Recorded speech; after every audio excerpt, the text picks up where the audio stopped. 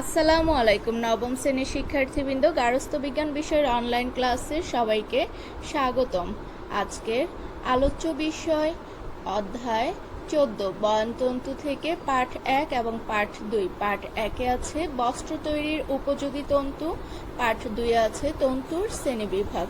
আমরা এই পাঠগুলো থেকে যেগুলো জানতে পারবো, এই পাঠ শেষে বয়নতন্তুর সংজ্ঞা দিতে পারবো, বয়নতন্তুর বৈশিষ্ট্য ব্যাখ্যা করতে পারবো, তন্তুর শ্রেণীবিভাগ সম্পর্কে ধারণা লাভ করব। আমরা এরপর বয়নতন্তুর সংজ্ঞা সম্পর্কে জানব। তোমরা তাহলে দেখো, সাধারণত বস্ত্র তৈরি হয় সুতা থেকে। আমরা জানি যে বস্ত্র তৈরি করা হয় সুতা থেকে, তাই সুতাকে বস্ত্রের ক্ষুদ্রতম মৌলিক একক বলে মনে করা হতো। তাহলে বস্ত্রের ক্ষুদ্রতম মৌলিক একক কোনটি? সুতা। কিন্তু এ ধরনের সুতা আবার কতগুলো আঁশ বা তন্তুর সমন্বয়ে গঠিত। তোমরা আগেই জেনেছো যে কতগুলো আঁশ বা তন্তু নিয়ে সুতা তৈরি হয়। তন্তু বলতে যে কোনো প্রকার আঁশ বোঝালো, বস্ত্র শিল্পে তন্তু বলতে বয়নতন্তুকেই বোঝানো হয়ে থাকে। সহজভাবে বলতে গেলে বলা যায়, বস্ত্র তৈরির কাজে যে কাঁচামাল ব্যবহার করা হয় তাকেই বয়নতন্তু বলে। অন্যভাবে বলা যায়, বস্ত্রের মৌলিক ক্ষুদ্রতম এককই বয়নতন্তু। তাহলে বস্ত্রের মৌলিক ক্ষুদ্রতম একক আমরা কোনটাকে বলছি? বয়নতন্তুকে। ল্যাটিন শব্দ ট্যাক্সো থেকে টেক্সটাইল শব্দের উৎপত্তি। তাহলে টেক্সটাইল শব্দের উৎপত্তি কোথা থেকে? ট্যাক্সো শব্দটি থেকে। ট্যাক্সো কি ধরনের শব্দ? ল্যাটিন শব্দ। ট্যাক্সো কথাটির অর্থ হচ্ছে বুনন করা। তাহলে ট্যাক্সো কথার অর্থ কি? বুনন করা। এজন্য বস্ত্রের তন্তুকে বয়নতন্তু বা টেক্সটাইল ফাইবার বলা হয়। সাধারণত যেসব গুণ থাকলে যে কোনো আঁশ বা তন্তুকে আমরা বয়নতন্তু হিসাবে বলতে পারি, সেসব বৈশিষ্ট্যগুলোর মধ্যে তন্তুর কিছু গুণাবলী আছে, যেমন মুখ্য গুণাবলী এবং গৌণ গুণাবলী।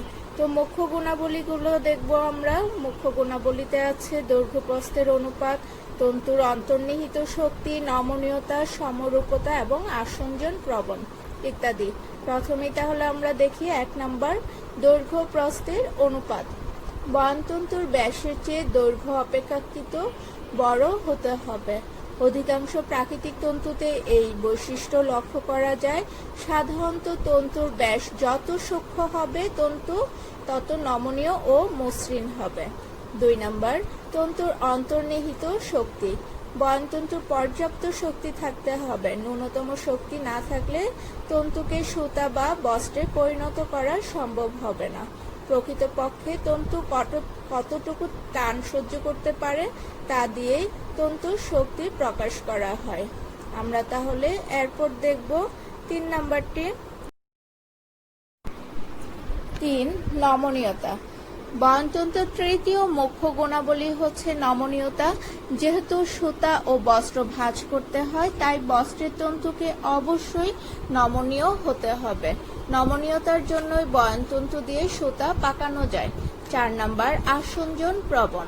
এই বৈশিষ্ট্যের কারণে ছোট ছোট আঁশগুলো একে অপরের সাথে জড়িয়ে থাকে, যার ফলে তন্তু থেকে উৎপাদিত সুতা বস্ত্রশিল্পে ব্যবহৃত হয়। আমরা এরপরে দেখব বয়নতন্তুর গৌণ গুণাবলী সম্পর্কে। বয়নতন্তুর গৌণ গুণাবলীতে আছে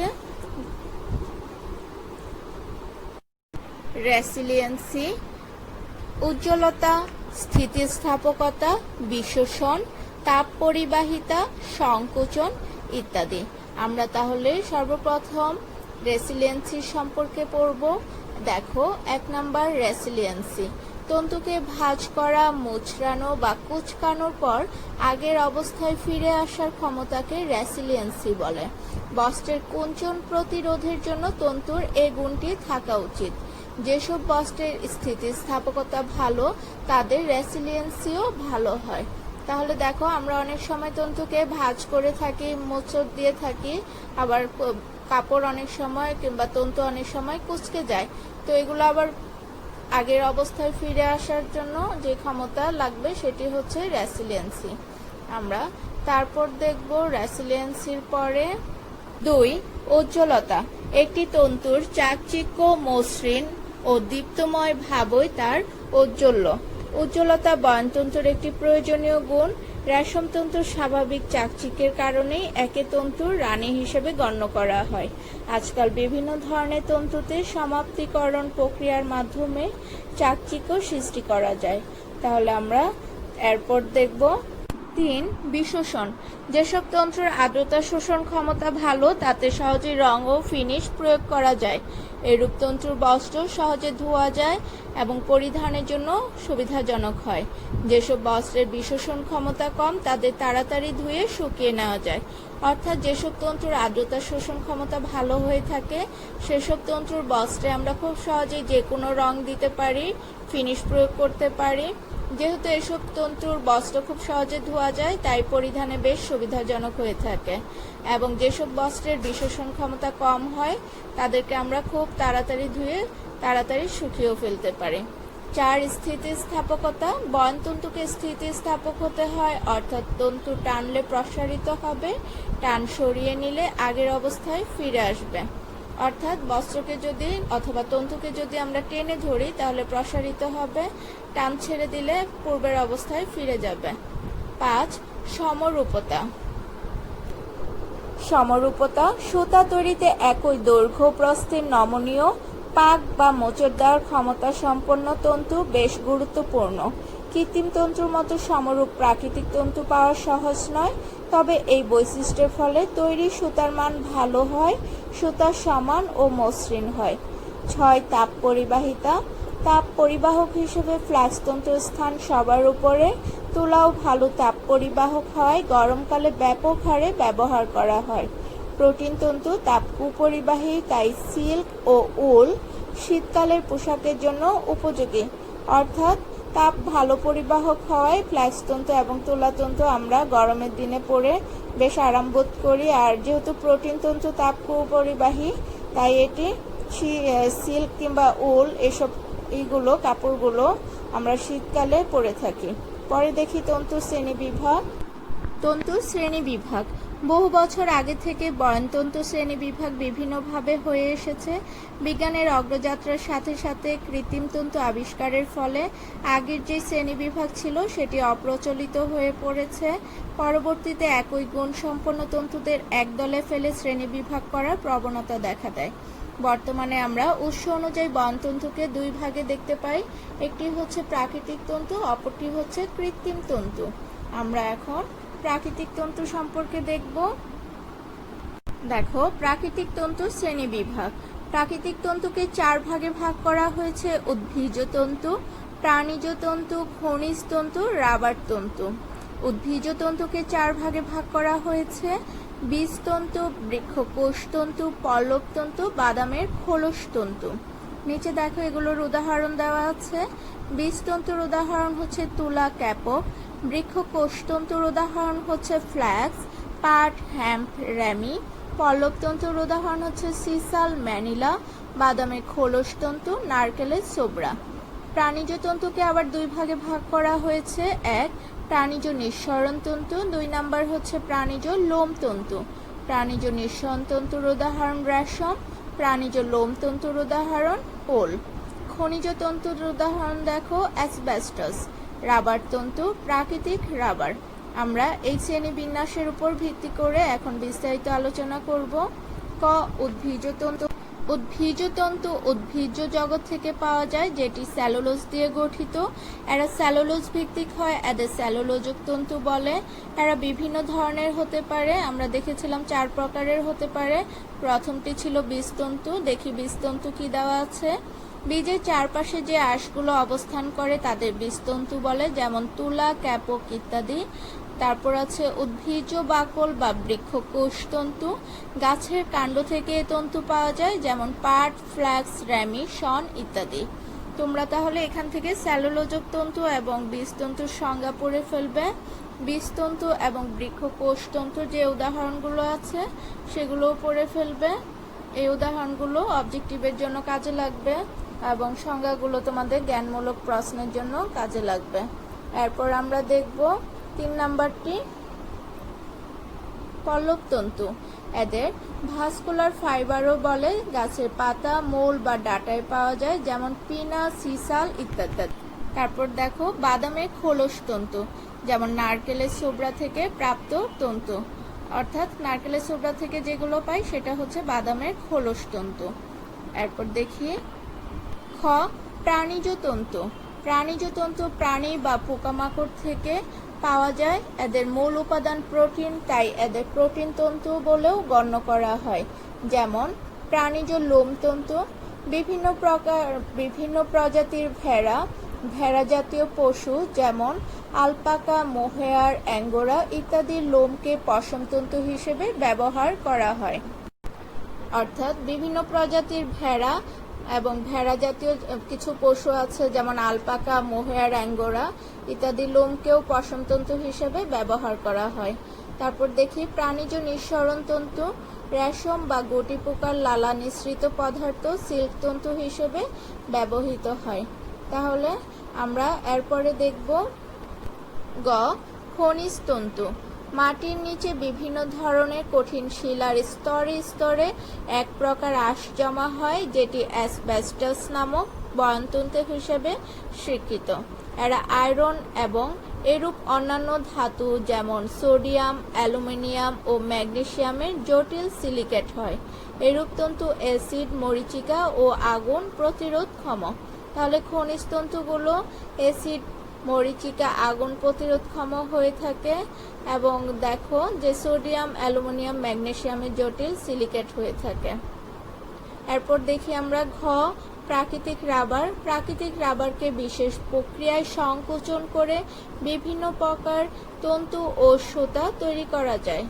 তাহলে প্রাকৃতিক রাবারকে কি করতে হয়? বিশেষ প্রক্রিয়ায় সংকোচন করতে হয়, সেখান থেকে বিভিন্ন প্রকারের তন্তু ও সুতা পাওয়া যায়। এরপর আমরা দেখব কৃত্রিম তন্তু। কৃত্রিম তন্তুকে 6 ভাগে ভাগ করা হয়, যেমন সেলুলোজিক তন্তু, পরিবর্তিত সেলুলোজিক তন্তু, সংশ্লেষিত তন্তু, প্রোটিন তন্তু, খনিজ তন্তু, ধাতব তন্তু। আমরা কৃত্রিম তন্তুর শ্রেণীবিভাগ সম্পর্কে বিস্তারিত আলোচনায় যাওয়ার পূর্বে একটু কৃত্রিম তন্তু সম্পর্কে জেনে নেই।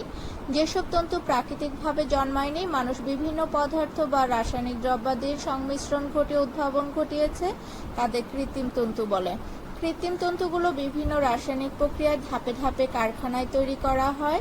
এসব তন্তুর কাঁচামাল প্রাকৃতিক বা রাসায়নিক হতে পারে। এদের দৈর্ঘ্য প্রস্থ নিয়ন্ত্রণ করা যায়, খাটো লম্বা হিসেবে উপস্থাপন করা যায়। প্রাথমিক পর্যায়ে বয়নতন্তুর জন্য প্রাকৃতিক উৎস যোগানের উপর নির্ভর করতে হলেও 19বিংশ শতাব্দীর প্রারম্ভে মানুষ কৃত্রিম তন্তু আবিষ্কার করতে সক্ষম হয়। 1900 সাল থেকে কৃত্রিম তন্তুর উদ্ভাবন উত্তরোত্তর বৃদ্ধি পেতে থাকে। তাহলে এখন বিস্তারিত আলোচনায় যাচ্ছি। ক সেলুলোজিক তন্তু।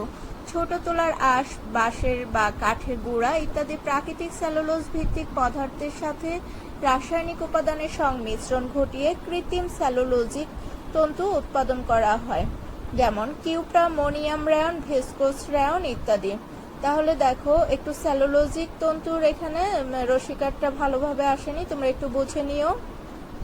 আমরা তাহলে ছোট তোলার আঁশ, বাঁশের বা কাঠের গুঁড়োকে কি হিসাবে দেখলাম? প্রাকৃতিক সেলুলোজ ভিত্তিক পদার্থ হিসেবে দেখতে পেয়েছি। এগুলোর সাথে রাসায়নিক উপাদানের সংমিশ্রণ ঘটিয়ে কৃত্রিম সেলুলোজিক তন্তু উৎপাদন করা হয়। খ পরিবর্তিত সেলুলোজিক তন্তু। দেখো প্রাকৃতিক সেলুলোজ ভিত্তিক পদার্থের সাথে রাসায়নিক উপাদানের সংমিশ্রণ ঘটিয়ে সেলুলোজের গঠন পরিবর্তন করে এ ধরনের তন্তু উৎপাদন করা হয়। অর্থাৎ এক্ষেত্রে সেলুলোজ বিশুদ্ধ অবস্থায় থাকে না, যেমন অ্যাসিটেট, ট্রাই অ্যাসিটেট ইত্যাদি। আমরা এরপরে দেখব সংশ্লেষিত তন্তু। গ সংশ্লেষিত তন্তু। প্রাকৃতিকভাবে সেলুলোজ ভিত্তিক নয় এমন পদার্থ যেমন কার্বন, হাইড্রোজেন, অক্সিজেন, নাইট্রোজেন ইত্যাদির সাথে রাসায়নিক পদার্থের বিক্রিয়া ঘটিয়ে যখন এমন পদার্থ সৃষ্টি করা যায় যেটি তন্তুর গুণাবলী প্রকাশ করে, সেগুলোকে সংশ্লেষিত তন্তু বলে। তোমরা এখান থেকে সংশ্লেষিত তন্তুর সংজ্ঞাটা খুব ভালো করে পড়বে, এটা একটা খুব ইম্পর্টেন্ট প্রশ্ন। নানা প্রকার প্রাকৃতিক উপাদান যেমন কয়লা, বায়ু, পানি, পেট্রোলিয়াম প্রভৃতি থেকে কার্বন, হাইড্রোজেন, অক্সিজেন, নাইট্রোজেন ইত্যাদি সংশ্লেষণ পদ্ধতিতে আলাদা করে নিয়ে আবার বিভিন্ন রাসায়নিক প্রক্রিয়ায় একত্র করে এরূপ তন্তু উৎপাদন করা হয়। এদের মধ্যে রয়েছে নাইলন, পলিয়েস্টার, অ্যাক্রাইলিক, ভিনিয়ন, সরন ইত্যাদি তন্তু। আমরা এরপর দেখব ঘ, প্রোটিন তন্তু। ধান, গম প্রভৃতি শস্য এবং দুধের প্রোটিনকে রাসায়নিক উপায়ে প্রক্রিয়াজাত করে কৃত্রিম প্রোটিন তন্তুতে রূপান্তরিত করা যায়, তবে বাণিজ্যিকভাবে এরা সফলতা লাভ করেনি, যেমন অ্যাজলন, ক্যাসিন ইত্যাদি। অর্থাৎ ধান, গম, দুধ থেকে আমরা যে প্রোটিন পাই সেটাকে রাসায়নিক উপায়ে প্রক্রিয়াজাত করে কৃত্রিম প্রোটিন তন্তুতে রূপান্তরিত করা হয়। ও নাম্বার, খনিজ তন্তু। বিভিন্ন খনিজ দ্রব্য এককভাবে বা সংমিশ্রণ অবস্থায় প্রক্রিয়াজাত করে খনিজ তন্তু তৈরি করা যায়। তাহলে খনিজ তন্তু কিভাবে তৈরি করা যায়? বিভিন্ন খনিজ দ্রব্য এককভাবে অথবা সংমিশ্রণ অবস্থায় প্রক্রিয়াজাত করে খনিজ তন্তু তৈরি করা যায়, যেমন সিলিকা, লাইমস্টোন এবং অন্যান্য খনিজ উপাদান একত্র করে গঠন করা হয় গ্লাস তন্তু। তাহলে তোমরা প্রোটিন তন্তুর উদাহরণ দুইটিও একটু ভালো করে শিখে ফেলবে বহু নির্বাচনী প্রশ্নের জন্য। এরপর আমরা দেখব চ, ধাতব তন্তু। অ্যালুমিনিয়াম, রূপা, সোনা প্রভৃতি ধাতুকে খনি থেকে বিভিন্ন অপদ্রব্যের সাথে উত্তোলন করার পর পরিশুদ্ধ করে নানা উপায়ে কৃত্রিম ধাতব তন্তু তৈরি করা হয়। অর্থাৎ অ্যালুমিনিয়াম, রূপা, সোনা এগুলো যে ধাতু আছে এগুলো খনি থেকে উত্তোলনের পর পরিশুদ্ধ করে নানা উপায়ে কৃত্রিম ধাতব তন্তু তৈরি করা হয়। অন্যান্য কৃত্রিম তন্তু অ্যালজিনেট, ট্যাফলন ইত্যাদিও মানুষ দ্বারা তৈরি তন্তু। সমুদ্র শৈবাল থেকে প্রাপ্ত অ্যালজিনেট তন্তু পানিতে দ্রবীভূত হওয়ায় এরূপ তন্তুর গুরুত্ব অপেক্ষাকৃত কম। এখন আমরা বাড়ির কাজ দেখব। 1 নম্বর, বয়নতন্তু বলতে কি বুঝো? 2, বয়নতন্তুর মৌলিক বৈশিষ্ট্যসমূহ লিখো। 3, প্রাকৃতিক তন্তুর শ্রেণীবিন্যাস করো। তাহলে তোমরা বাড়ির কাজগুলো করে ফেলবে শিক্ষার্থী বন্ধুরা। আজ তাহলে এই পর্যন্তই। সবাই ভালো থাকো, সবাই সুস্থ থাকো। আশা করি সবাই বাড়ির কাজগুলো অবশ্যই করবে। ধন্যবাদ সবাইকে। আল্লাহ হাফেজ।